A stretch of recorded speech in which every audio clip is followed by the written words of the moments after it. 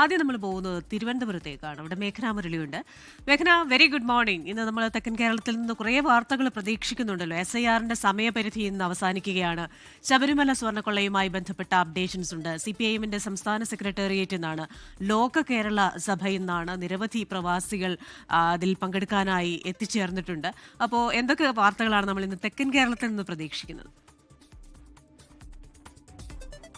Good morning Christina. ഇന്നും തെക്കൻ കേരളത്തിൽ പ്രത്യേകിച്ച് തിരുവനന്തപുരത്ത് സംഭവബഹുലമാണ്. വാർത്തകൾ നിരവധി ഉണ്ട് എന്നുള്ളതാണ്. അതിൽ പ്രധാനമായും SIRുമായി ബന്ധപ്പെട്ട തീവ്ര വോട്ടർ പട്ടിക പരിഷ്കരണവുമായി ബന്ധപ്പെട്ട് വലിയ വിവാദങ്ങൾ ഉണ്ടായതാണ്. അത് ബിഎൽഒമാരുടെ അടക്കം സമ്മർദ്ദമടക്കം വലിയ പ്രശ്നങ്ങൾ ഉണ്ടായതാണ്. അതിനുശേഷം കരട് വോട്ടർ പട്ടിക പ്രഖ്യാപിക്കുന്നു, പബ്ലിഷ് ചെയ്യുന്നു. പിന്നീട് അതിന്മേൽ പരാതി സമർപ്പിക്കാനും അതുപോലെ തന്നെ ആക്ഷേപങ്ങൾ ഉണ്ടെങ്കിൽ അത് പറയാനുമുള്ള സമയപരിധിയാണ് ഇന്ന് അവസാനിക്കുന്നത്. അതിൽ ഈ വോട്ട് ചേർക്കുന്നതിനും അതുപോലെ തന്നെ കരട് വോട്ടർ പട്ടികയിൽ നിന്ന് പേരൊഴിവാക്കുന്നതിനുമായി പ്രവാസികളടക്കമുള്ള നിരവധി വോട്ടർമാർ സമീപിക്കുകയും ചെയ്തിട്ടുണ്ട്. അത് 1 ലക്ഷത്തിലധികം വോട്ടർമാരാണ് ഇത്തരത്തിൽ പേര് ചേർക്കുന്നതിനും അതുപോലെ തന്നെ ഒഴിവാക്കുന്നതിനുമായി ബന്ധപ്പെട്ടിട്ടുള്ളത്. അവരുടെ ഹിയറിംഗും ഉടൻ നടപ്പിലാക്കും. അതിൽ ഇനി ഏതെങ്കിലും തരത്തിൽ ഹിയറിംഗിന് നോട്ടീസ് ലഭിക്കാനുള്ളവർക്ക് അത് ഉടൻ നൽകിക്കൊണ്ട് ഫെബ്രുവരി 21 അന്തിമ വോട്ടർ പട്ടിക പ്രഖ്യാപിക്കാനാണ് തീരുമാനിച്ചിരിക്കുന്നത്. അതുപോലെ തന്നെയാണ് ശബരിമല സ്വർണ്ണക്കൊള്ളയുമായി ബന്ധപ്പെട്ട കുറ്റപത്രം സമർപ്പിക്കാത്തതിനാൽ തന്നെ SIT വലിയ വിമർശനങ്ങൾ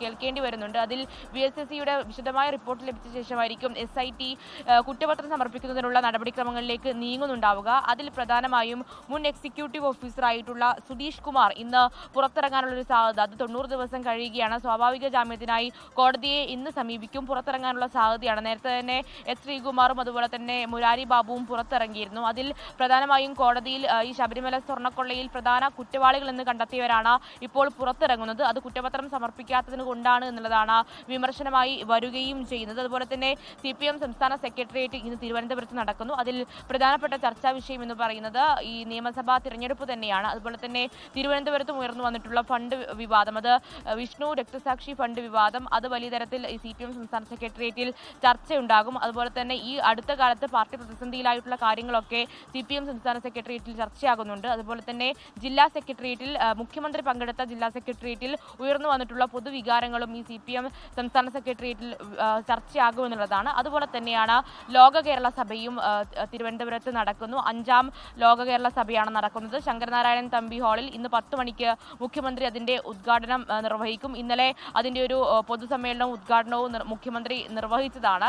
അതിനുശേഷമാണ് ഇന്ന് സെഷനുകൾക്ക് തുടക്കമാകുന്നത്. അത് പ്രവാസികളായിട്ടുള്ള അതുപോലെ തന്നെ വിവിധ ആളുകൾ ഇവിടെ എത്തി അവരുടെ അഭിപ്രായങ്ങൾ പങ്കുവയ്ക്കും. മുഖ്യമന്ത്രി വിവിധ സെഷനുകളിലും പങ്കെടുക്കുന്നുണ്ട്. ലോകത്തെവിടെയായാലും ഏത് സമയത്തും 24 വാർത്തകളും ഓഗ്മെന്റഡ് റിയാലിറ്റി പാക്കേജുകളും എക്സ്പ്ലെയിനറുകളും വിശദമായി കാണാൻ ഞങ്ങളുടെ YouTube ചാനൽ നിങ്ങൾക്ക് സബ്സ്ക്രൈബ് ചെയ്യാം.